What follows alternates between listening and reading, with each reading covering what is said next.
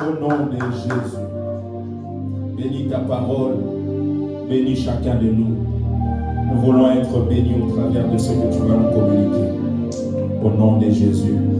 Nous avons ainsi prié. Nous disons Amen. Est-ce qu'on peut acclamer le Seigneur? Asseyez-vous s'il vous plaît.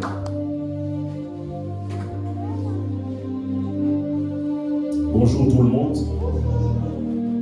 Alors, nous allons lire plusieurs textes.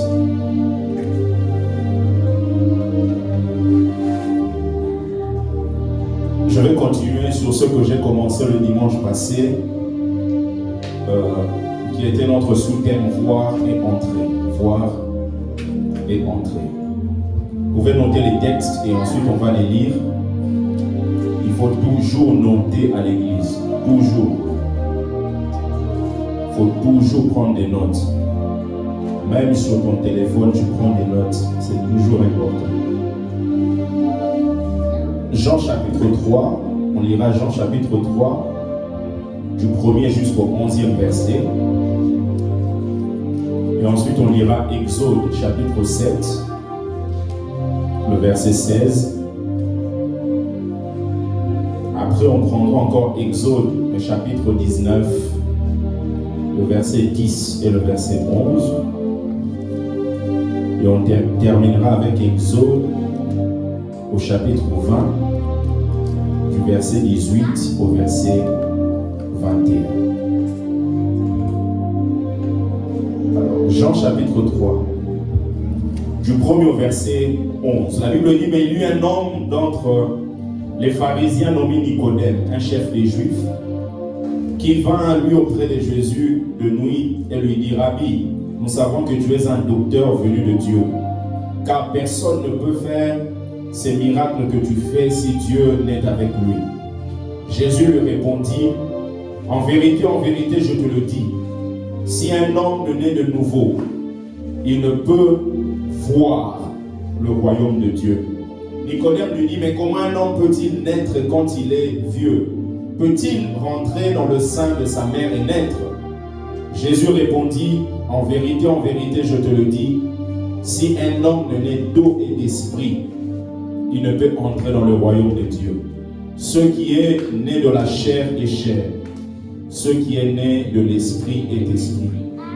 Ne t'étonne pas que je t'ai dit, il faut que vous naissiez de nouveau. Le vent souffle où il veut et tu en entends le bruit. Mais tu ne sais d'où il vient ni où il va. Il en est ainsi de tout homme qui est né de l'esprit. Nicodème lui dit, comment cela peut-il se faire?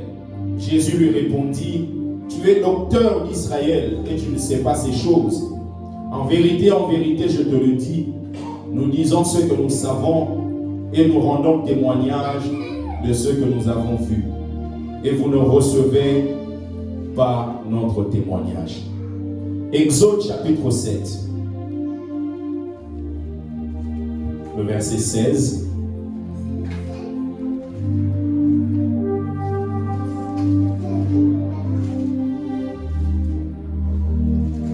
Exode chapitre 7, le verset 16. La Bible dit,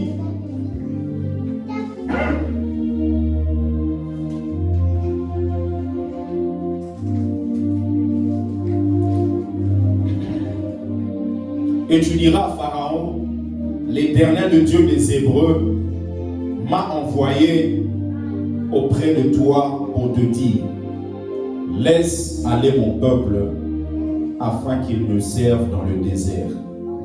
Et voici jusqu'à présent, tu n'as pas écouté. Exode 19, le verset 10 et le verset 11.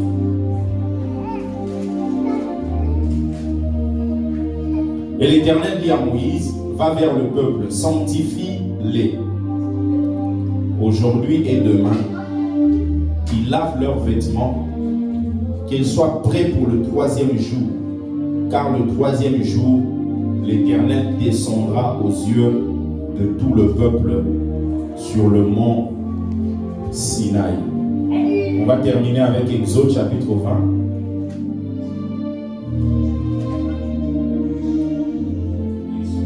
du verset 18 au verset 21.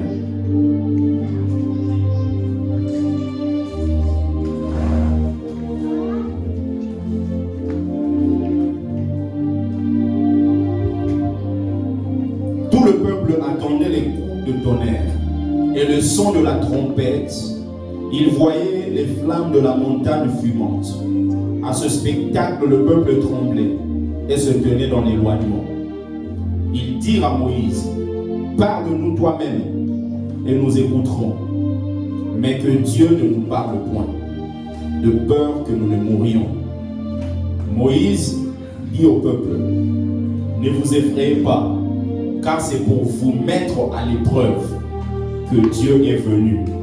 Et c'est pour que vous ayez sa crainte devant les yeux, afin que vous ne péchiez point. » Le verset 21, le peuple restait dans l'éloignement, mais Moïse s'approcha de la nuée où était Dieu. Amen. Est-ce que quelqu'un peut dire Amen? Voilà, nous allons continuer sur ce thème, voir et entrer. Voir et entrer. Bien aimé, on a vu le dimanche passé que Nicodème, qui était un docteur de la loi, un jour il est venu voir Jésus. Il est venu la nuit. Nous avions dit peut-être parce qu'il craignait le Sanhédrin, ou peut-être parce que ça bouillonnait tellement dans son cœur qu'il avait besoin de pouvoir recevoir des réponses. Mais il est venu la nuit, il a vu Jésus, il lui pose un certain nombre de questions et Jésus lui dit, si tu ne nais de nouveau, tu ne peux voir le royaume. Et deuxièmement, il lui dit, si tu n'es pas né d'eau et d'esprit, non seulement au début je te dis, tu ne peux voir, mais maintenant tu ne peux entrer. Parce qu'on a expliqué dans la vie, il y a des gens qui voient, mais qui n'entrent pas. Il y a des gens qui rêvent. Parce que dans le rêve, vous arrivez à voir. Tu vois combien est-ce que ta vie peut ressembler à une vie bénie. Ça ne suffit pas de voir. Il faut entrer. Entrer, ça te permet d'expérimenter. Vous pouvez voir un royaume de loin. Mais aussi longtemps que vous n'entrez pas, vous n'allez jamais expérimenter les merveilles de ce royaume. C'est pour cela que quelqu'un peut être en Afrique, peut voir l'administration française de loin. Mais aussi longtemps que cette personne n'entre pas, ne va jamais bénéficier de ce que l'administration française peut donner. Jésus dit, ne vois pas seulement, mais entre. Entre. Et nous avons expliqué par rapport à Zacharie. Zacharie qui est ce prophète qui a commencé à prophétiser, nous avions dit en 520 avant Jésus-Christ. Cet homme prophétisé, il était venu pour pouvoir encourager le peuple. Parce que le peuple était dans une situation de faiblesse. La reconstruction du temple avait déjà commencé, mais cela est resté inachevé parce que le peuple était fatigué. Agé avait commencé et lui, quand il est venu, c'était pour encourager le peuple, pour que la reconstruction puisse se faire. Et nous avions expliqué que dans la vie de plusieurs d'entre nous ici, il y a des projets inachevés. Tu commences quelque chose, mais tu n'arrives jamais jusqu'au bout. Jésus dit, quand quelqu'un veut construire une tour, qu'est-ce qu'il doit faire? Il doit d'abord s'asseoir. Il doit calculer s'il a les moyens nécessaires afin de pouvoir terminer cette tour.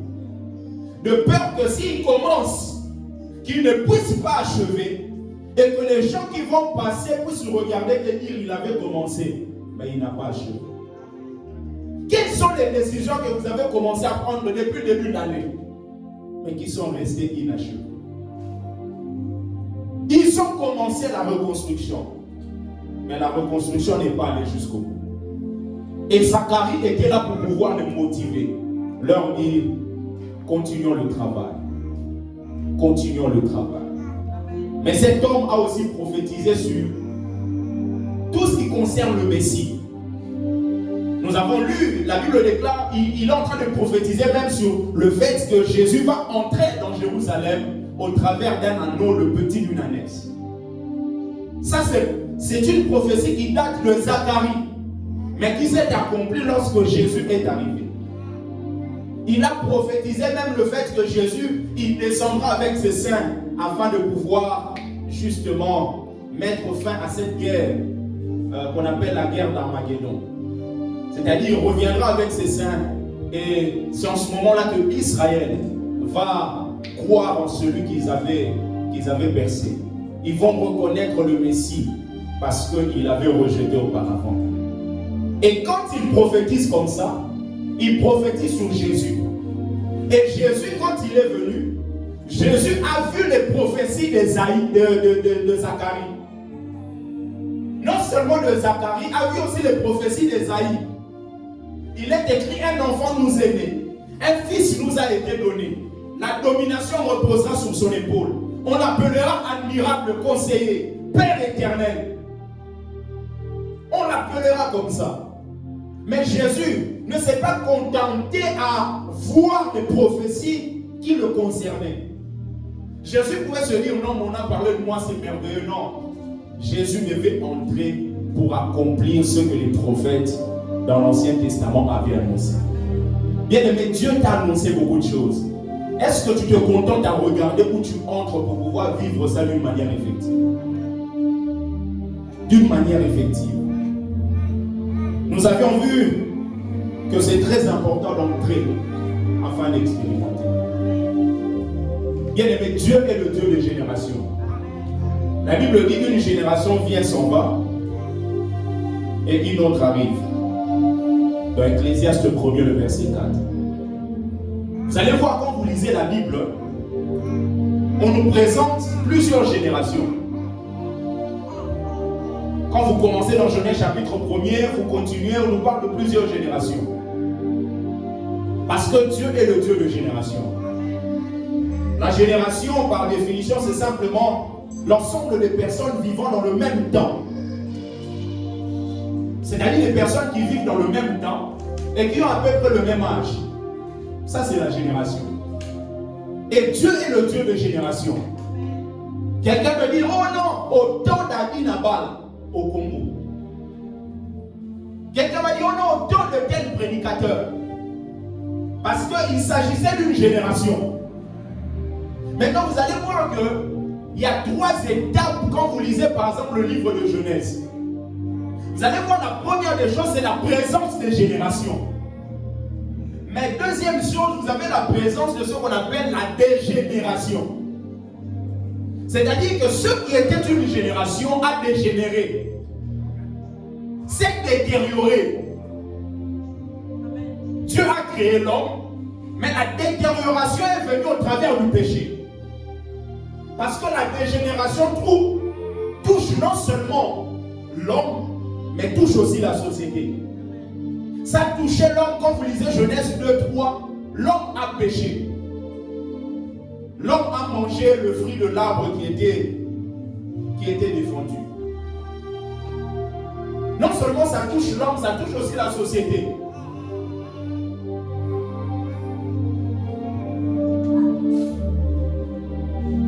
Ça touche aussi les familles. Rappelez-vous de Caïn. Caïn, Abel, ce sont des frères. Mais Caïn a tué son frère. Ça, c'est la dégénération qui se trouve au niveau de la famille. Mais il y a aussi la dégénération qui se trouve au niveau de la nation. La Bible déclare que les gens avaient la même langue et les mêmes mots. Ils se sont dit, réunissons-nous afin de commencer à bâtir la tour qu'on a appelée la tour de Babel.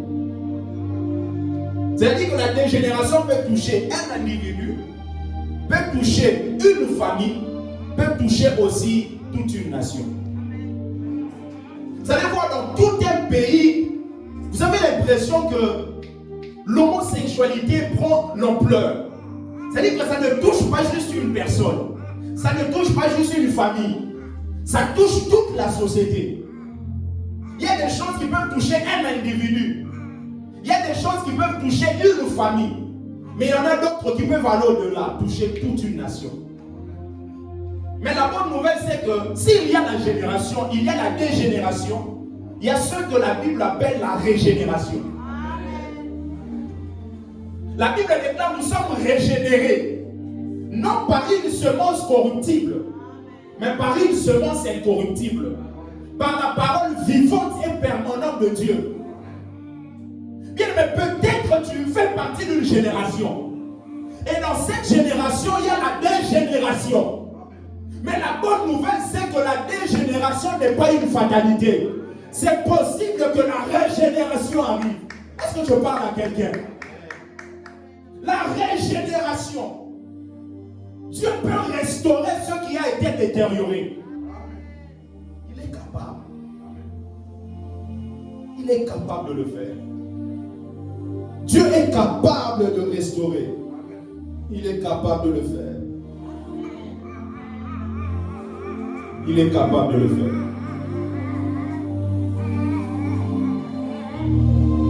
Dieu avait un plan.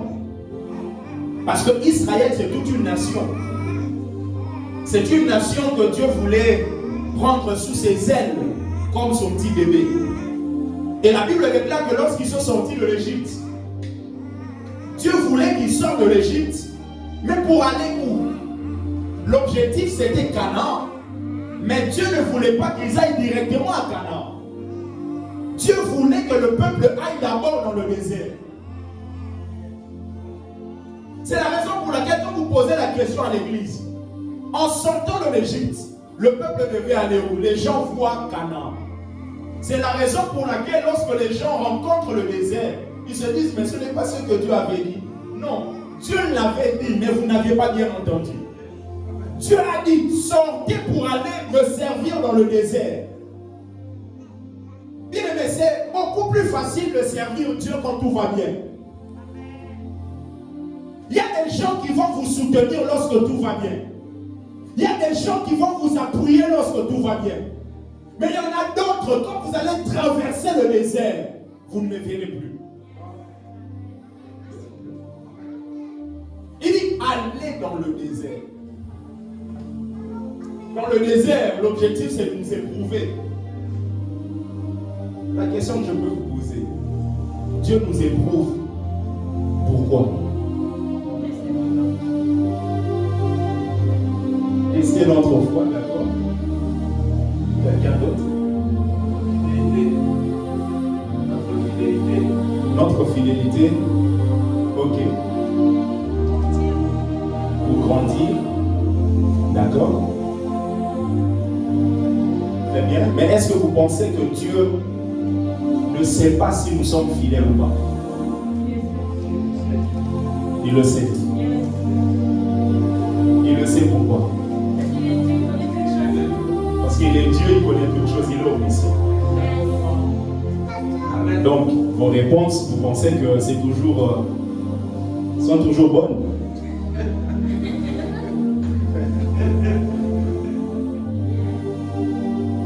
Oh non, maman, ce sont des épreuves. Mais c'est pourquoi? Proverbe 16, verset 4 dit, Dieu a tout fait pour un but. Même le méchant pour le jour du malheur. Donc Dieu ne peut pas vous envoyer quelque chose, vous faire passer quelque part juste comme ça. Dieu n'est pas on dit quoi? Celui qui s'amuse. Celui qui s'amuse. Un amuseur ou un... Dieu n'est pas un aventurier, quoi. Il n'est pas en train de jouer avec les gens. Il fait tout pour un but. Pour nous faire grandir. Comme Joseph. Mais vous allez vous rendre compte que quand Dieu vous fait passer par les épreuves, ce n'est pas pour que Dieu puisse découvrir ce qui est en vous. Parce que Dieu est omniscient, il connaît. C'est plutôt pour que vous et moi, nous puissions découvrir l'état réel de nos cœurs. Parce que certaines personnes ont un jugement, mais un jugement faux d'eux-mêmes. Quelqu'un peut dire non, mais vraiment avec beaucoup d'humilité. Mais il dit avec beaucoup d'humilité, mais rempli d'orgueil. Il a un jugement faux de lui-même. Et une telle personne, Dieu le fera passer par des déserts afin que l'état de son cœur soit dévoilé. C'est la raison pour laquelle, même dans une relation, c'est possible que vous rencontriez des déserts.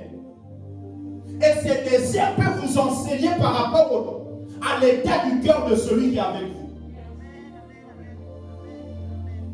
C'est là que vous allez vous dire, il est comme ça. Oui. C'est là que tu le comprendras qu'il est réellement comme ça. Parce que toi, en tant qu'humain, tu n'es pas parfait. Tu n'es pas omniscient. Donc tu ne peux pas connaître l'état du cœur de tout le monde. Mais Dieu, comme il connaît, il n'en a pas besoin. Mais quand Dieu le fait, c'est pour que l'homme soit conscient de son état. Soit conscient de son état. Se dise, j'avais tout ça dans le cœur. Et l'homme intelligent et sage maintenant viendra auprès du Seigneur, au pied de Jésus, pour lui dire, Seigneur, restaure-moi. Seigneur, travaille-moi. Seigneur, travaille-moi. Seigneur, travaille-moi. Dieu voulait que son peuple puisse le servir. Servir à Canaan, c'est bien, mais dans le désert, c'est très compliqué. Très compliqué. Le désert, il n'y a pas d'eau, c'est compliqué. Pour dormir, c'est compliqué. C'est compliqué. Je racontais hier au frère Patrick. Moi, je pouvais quitter l'école. Je quitte l'école. On avait intercession mardi et jeudi. Je quitte le mardi à 17h, je finis les cours. Je finis, je prends mon train jusqu'à Évry-Courcouronnes. Quand j'arrive à la gare, ce n'est pas la gare. Je prends un bus là, 401, je vais jusqu'à l'intérieur. Quand je finis à 20h30, je viens à la gare, le RRD, de fois, il y a des problèmes. J'arrive chez moi jusqu'à Paris, deux fois à 23h30. Quand j'arrive comme ça, ce n'est pas que tu as une sémoule qui t'attend. Non, tu n'as rien. Tu arrives comme ça, tu dois prendre du thé avec le pain qui était resté, tu manges. Le jour d'après, tu dois aller à l'école. Non seulement avant d'aller à l'école, tu dois diriger la prière à 5h du matin. La conférence téléphonique de l'église. Quand je finis, je dors un peu, je vais en cours. Ainsi de suite. Le vendredi, deux fois, je finis les cours à 17h. On commence la veillée à 22h. Je rentre à la maison, je me repose juste un peu. Rien à manger, je prends mes affaires, j'y vais à la veillée. Je ne vais pas juste pour rester. Je conduis la prière toute la nuit. Toute ma nourriture de la journée, c'est les croissants que les mamans vont ramener à la veillée avec du thé. Mais beaucoup d'énergie, je prie. Il y a des meilleurs moments désertiques. Très compliqués. Quand vous avez appris à servir Dieu dans de telles circonstances, bien aimé, rien ne pourra vous arrêter. Rien. Rien. Quand je finis, j'ai un DST de 4 heures le matin, le samedi. Je rentre à la maison, je dois dormir un peu, je vais à mon examen. Mais comme ma vie était donnée à Dieu, je disais au Seigneur, tu ne peux jamais me laisser vivre la honte. C'est vrai que j'ai besoin du repos et je me bats pour essayer de dissocier certaines choses. Mais de servir, c'est ma vie. Je n'avais jamais moins de 13 quand j'allais à ces DST le samedi. Jamais moins de 13. Parce que Dieu est fidèle. Il honore ceux qui l'honorent. Bien aimé, honore seulement Dieu, tu verras. Tu verras.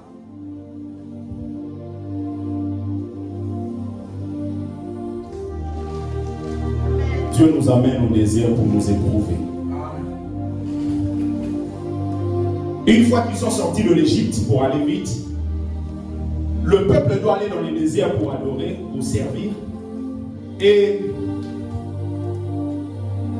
la Bible déclare dans le texte qu'on a lu Dans Exode chapitre 19, le verset 10 et le verset 11,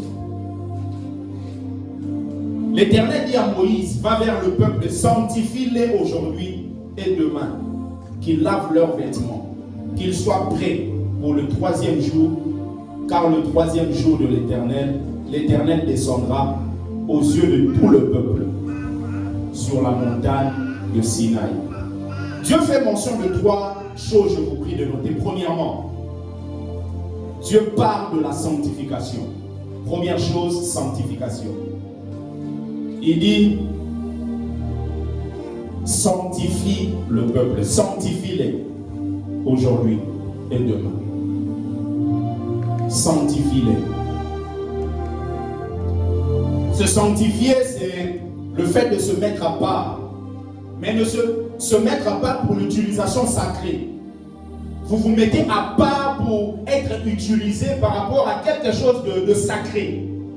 Pas se mettre à part pour être dans une vie de dépravation, mais dans les choses sacrées.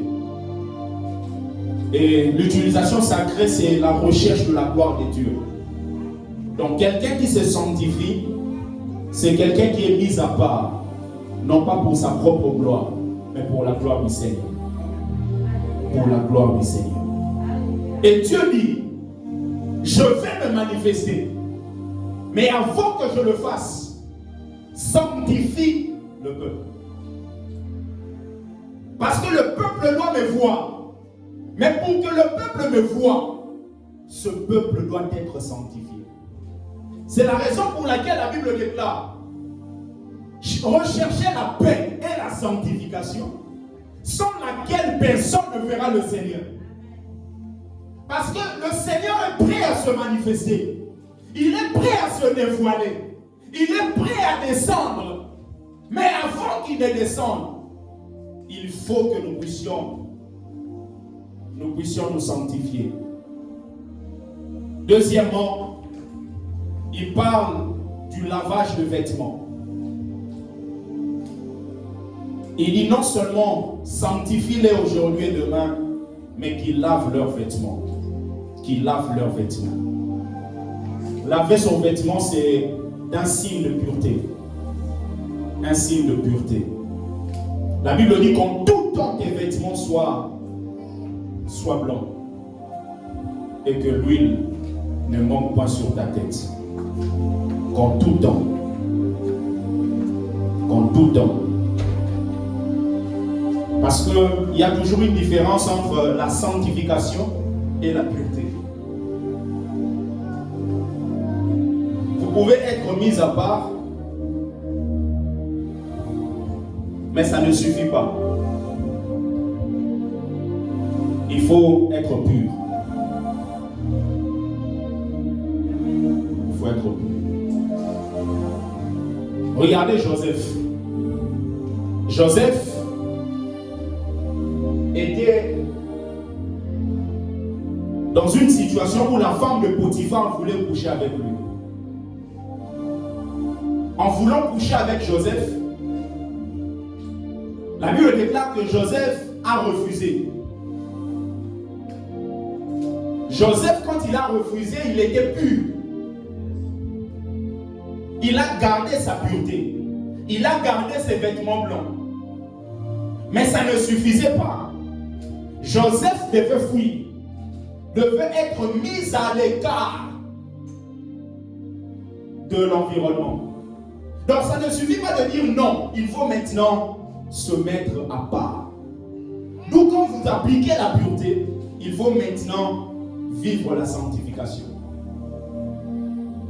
Parce que quelqu'un peut être, comme je donne toujours cet exemple, peut être dans une chambre avec une femme, avec un homme. Vous dites non. Quand vous dites non, c'est la pureté qui se dégage en vous. Mais vous allez voir que la pureté peut être détruite si vous n'appliquez pas la sanctification. Parce que si vous dites non, mais que vous n'êtes pas mis à part, le non là peut finir par être oui demain. C'est la raison pour laquelle certaines personnes sont remplies de bonne volonté en disant je veux vivre dans la pureté. Mais comme les personnes ne se mettent pas à part, finissent par tomber et regretter. Joseph l'a compris, il a dit non. Il dit je ne resterai pas là. Je dois fuir. Troisièmement, Dieu non seulement parle de la sanctification, du lavage de vêtements, mais troisièmement, c'est là-bas que nous allons finir. Dieu nous parle d'une vision prophétique. Dieu nous parle d'une vision prophétique. Prophétique. Alors, vous pouvez noter, bien aimé, prophétiquement, 1000 ans, c'est comme un jour au devant de Dieu. 1000 ans, c'est comme un jour au devant de Dieu. Je vous donne les textes. Psaume chapitre 90, le verset 4. La Bible dit, car 1000 ans sont à tes yeux comme le jour d'hier, quand il n'est plus et comme une veille de la nuit. 1000 ans sont à tes yeux comme le jour d'hier. Elle dit, le jour d'hier là, c'est comme 1000 ans. Le jour d'hier, ça dit que un jour, c'est comme 1000 ans pour nous. 2 Pierre chapitre 3 le verset 8. 2 Pierre chapitre 3 le verset 8. La Bible dit, mais il est une chose, bien aimé, que vous ne devez pas ignorer.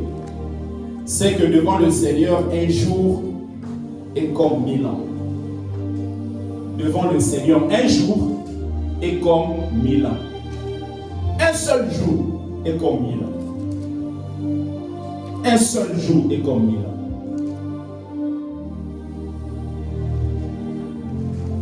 C'est d'ailleurs la raison pour laquelle,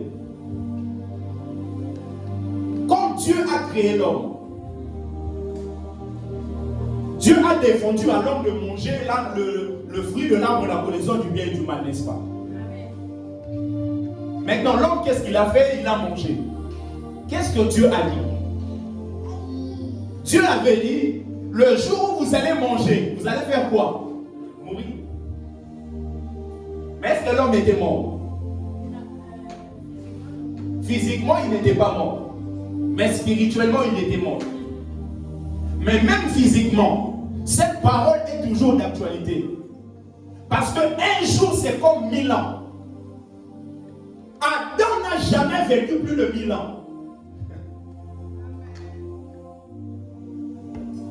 Cela signifie qu'Adam n'a jamais vécu plus d'un jour.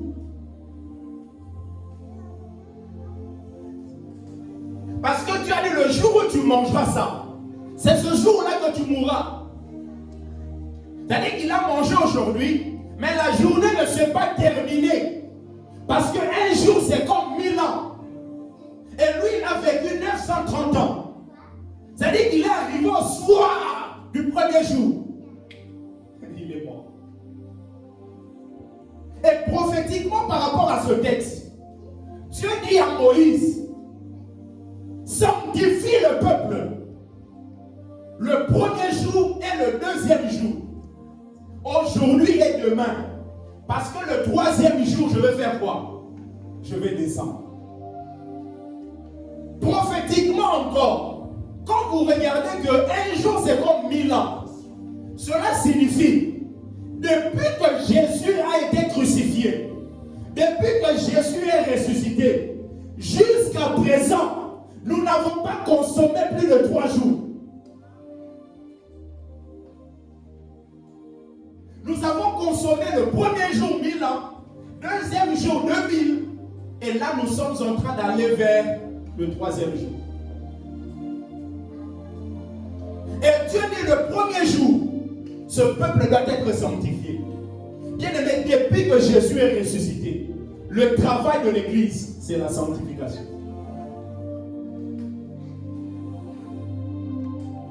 Le deuxième jour, le travail de l'Église, c'est la sanctification.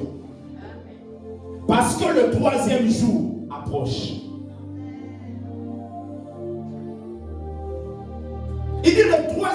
je descendrai. Ça dit que mon retour est proche. Le retour du Seigneur est proche. Il ne faut pas juste voir que vous êtes au premier jour, vous êtes au deuxième jour, mais il faut entrer dans le premier jour par rapport à la vision de Dieu, au deuxième jour par rapport à la vision de Dieu et vivre le troisième jour lorsqu'il reviendra. Parce qu'il reviendra chercher son église. La Bible dit les morts en Christ seront ressuscités. Et nous les vivants, nous serons changés.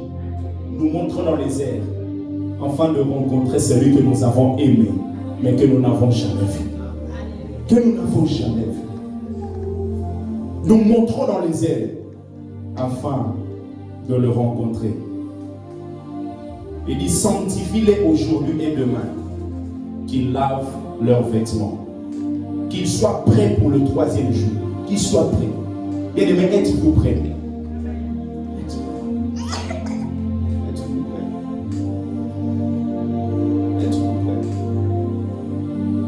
L'apôtre Paul, quand il dit nous les vivants, nous serons changés, même à son époque, il pouvait déjà croire que l'enlèvement pouvait se faire dans les heures imminentes. Il pouvait croire à ça. Qu'il soit prêt pour le troisième jour. Son retour est proche. Bien aimé, c'est le temps de nous sanctifier. De nous sanctifier, de nous purifier, de nous laver, de nous mettre à part. C'est pourquoi on a des problèmes à l'église. Parce que les gens n'ont pas été mis à part pour Dieu. Non. Le travail d'un sacrificateur dans l'Ancien Testament, c'est la même perspective qui est donnée dans le Nouveau Testament. Parce que la Bible déclare que nous sommes un royaume des sacrificateurs. Si vous voyez un sacrificateur de l'Ancien Testament être davantage préoccupé par les choses de la cité, cela signifie qu'il y a un problème. Donc, comme les gens ne connaissent pas leur identité de sacrificateur, ils vivent comme tout autre individu. Et quand vous n'arrivez pas à vous définir vous-même, bien aimé, tout le monde pourra vous donner le nom qu'il veut. Tout le monde pourra vous définir comme il veut. C'est pour cela que Dieu prend soin de définir son peuple. Il dit, vous êtes un royaume. Vous n'êtes pas un Ghana, vous n'êtes pas n'importe qui. Vous êtes un royaume des sacrificateurs. Ce royaume, ceux qui font partie de ce royaume ne sont pas des individus quelconques. Ce sont des sacrificateurs. Des sommes qui ont été mises à part pour Dieu. Vous le savez. La sanctification. Jésus qui est notre sanctification, il veut que vous puissiez collaborer avec lui pour que vous puissiez vivre cette perspective de la sanctification pratique. La sanctification, être mis à part parce que sa venue est imminente. Est imminente. Parce que quand il descendra, quand vous lisez par exemple le livre d'Ésaïe, je vous prie de prendre ça, Ésaïe chapitre 13. Ésaïe 13.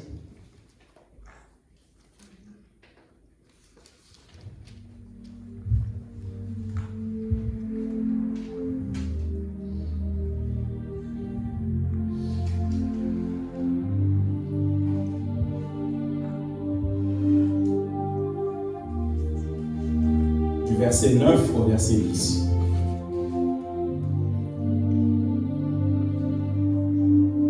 Voici le jour de l'Éternel arrive, jour cruel, jour de colère et d'ardente fureur, qui réduira la terre en solitude et en exterminera les pécheurs.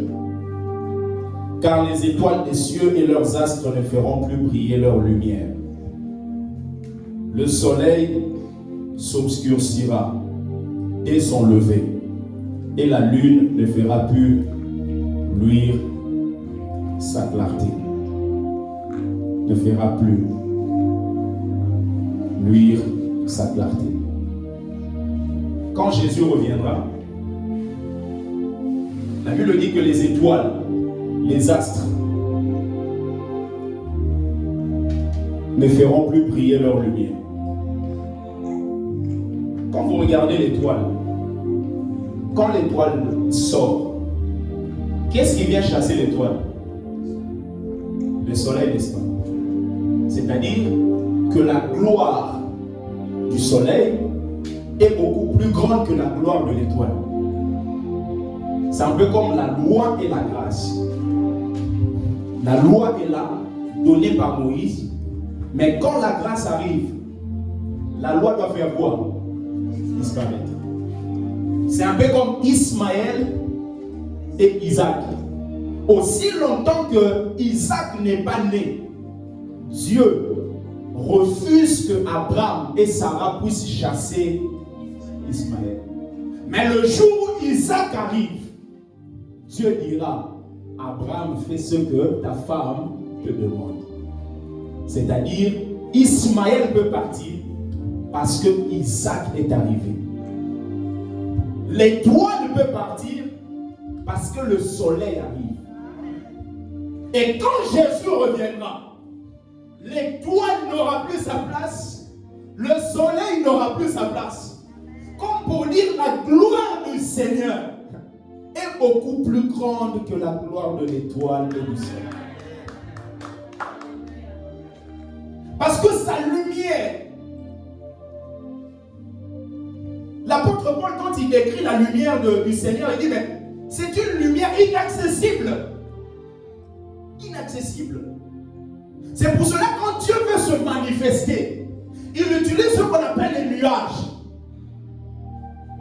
Dans Psaume, la Bible déclare que Dieu est environné des nuages et de l'obscurité. Pourquoi?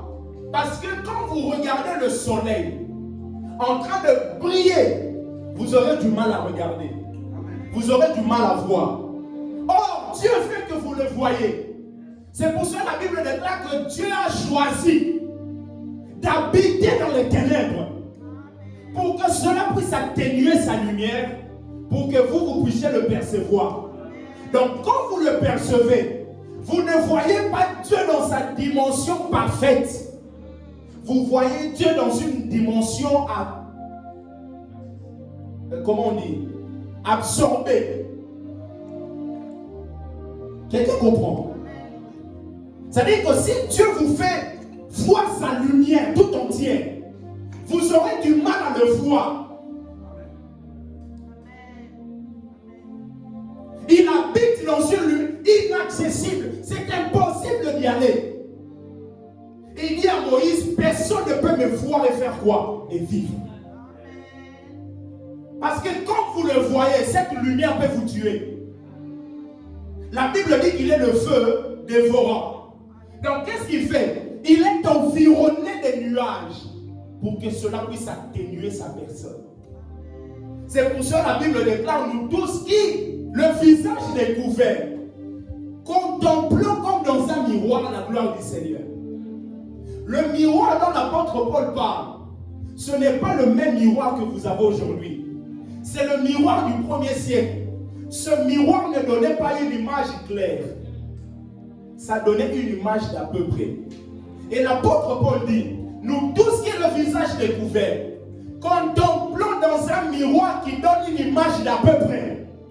Pour vous montrer que Dieu, vous ne le voyez pas dans sa lumière parfaite, vous le voyez dans une lumière absorbée au travers des nuages. Parce que s'il se dévoile comme ça, par rapport à votre état, à mon état, on ne peut pas résister. Et on pourra maintenant résister à ça le jour où nos corps seront transformés. Nous allons revêtir ce qu'on appelle l'incorruptibilité. C'est le corps que Jésus a pris après la résurrection. Mais pour entrer là-bas, c'est à vous de décider. C'est à vous de dire, Seigneur, j'ai besoin de toi. J'ai besoin de toi. Le peuple d'Israël avait peur de rencontrer Dieu. Dans le texte qu'on a lu, ils ont dit à Moïse, non, va toi-même, que Dieu ne nous parle pas. Parce que si Dieu nous parle, nous allons mourir. Si Dieu nous parle, nous allons mourir. Alors que ce sont des gens qui ont vu des miracles. Vous savez pourquoi les gens se sentent à l'aise au milieu des miracles, mais ne se sentent pas à l'aise au milieu de la gloire de Dieu? Parce que la gloire de Dieu manifeste la lumière de Dieu. Et la lumière de Dieu vient éclairer les œuvres de chaque personne. Quelqu'un peut être dans des mauvaises œuvres au milieu des miracles. C'est la raison pour laquelle Moïse a fait beaucoup de miracles en Égypte, mais le peuple était toujours esclave. Parce que là où il y a des miracles, ça ne signifie pas toujours la libération ou la liberté. Mais là où il y a la gloire de Dieu, là-bas, c'est en ce lieu-là que la liberté prend place. Bien aimé, que la gloire de Dieu vienne dans ta vie, dans ta famille, dans cette église. La gloire de Dieu, cabot, doxa, splendeur, l'éclat, la lumière de Dieu, ça vient mettre tout à nu. C'est pour cela même dans ta maison, bien aimé, ne cherche pas toujours des miracles. Cherche la gloire. Quand la gloire est là, bien aimé, personne ne peut venir se cacher dans ta maison. La gloire de Dieu était là. La vie de Dieu s'est manifestée au travers des tonnerres. Le peuple a entendu, a vu. Mais le peuple a refusé d'entrer. C'est seulement Moïse qui est parti au sommet de la montagne parler avec Dieu. Et la Bible déclare que Dieu a montré à Moïse ses voies, mais aux enfants d'Israël, ses prodiges, ses hauts faits. Quelqu'un qui arrive à connaître mes exploits sera toujours inférieur à celui qui connaît mes voies. Amen, amen. Amen. Si je dis par exemple Maman Blanche,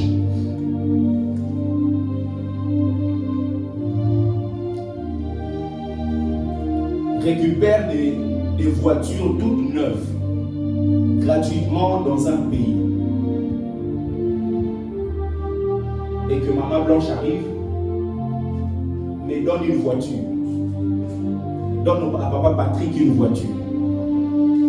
Papa Patrick et moi, on aurait connu les prodiges par rapport aux actions de Maman Blanche.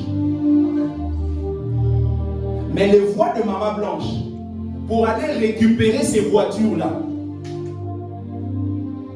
si on arrive à découvrir ça, ce sera beaucoup plus avantageux pour nous que d'attendre la voiture que Maman Blanche va nous donner. Dieu a dit à Moïse, pour que tu puisses arriver à un résultat, il faut que tu empruntes un processus. Et le processus signifie une voie, un chemin. Celui qui connaît le chemin sera toujours plus avantageux que celui qui bénéficie de ce qui est là-bas. Parce que quand vous connaissez le chemin, à tout moment vous pouvez aller pour puiser. C'est pour cela que Dieu a tout fait. Jésus a dit, tout est accompli. Maintenant, c'est à toi de connaître le chemin afin d'aller puiser. C'est ça l'évangile. D'aller puiser. Et le peuple avait peur de Dieu. Ne s'approchez pas de Dieu. Mais Moïse était très à l'aise.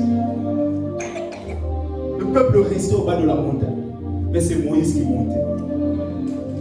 Mais quand Moïse montait, Moïse était transformé. Amen. Mais le peuple n'était pas transformé. Le peuple, c'est l'image de Dieu qui était changée en eux. Parce qu'ils croyaient au Dieu qui les avait fait sortir de l'Égypte, qui n'était pas un objet. Mais en restant au bas de la montagne, ils ont fabriqué un veau d'or. Ils n'ont pas dit ce veau d'or est un faux Dieu. Non. Ils ont dit ce veau d'or c'est l'Éternel. Autrement dit, l'image de celui qui les avait fait sortir de l'Égypte avait changé en eux. Bien aimé, quand vous acceptez de rester au bas de la montagne et vous contentez juste à voir, à ne pas entrer, c'est l'image de Dieu qui sera changée en vous. Mais quand vous décidez de monter sur la montagne, bien aimé, c'est Dieu qui va vous transformer. Quand Moïse est descendu, Moïse, son visage était en train de rayonner. La Bible dit ceux qui tournent leur visage, quand on tourne vers notre visage, vers l'Éternel, nous sommes rayonnants de joie. C'est-à-dire ça brille. Moïse lui-même ne se rendait pas compte que son visage brillait. Peut-être que tu ne te rendras pas très compte de ça, mais ça brillera. Les gens vont constater. Ils vont dire ça brille, sa vie brille, sa vie brille. Je déclare que ta vie brille, que ta vie brille au nom de Jésus. Ça brille, ça brille, ça brille. Restons fermes et tenons bon. Cette église brillera. Cette église brillera. Je dis à quelqu'un, cette église brillera. Cette église brillera. Ta vie brillera. Voir et entrer. Bien aimé, peut-être tu as vu beaucoup de choses. Tu as fait beaucoup de choses.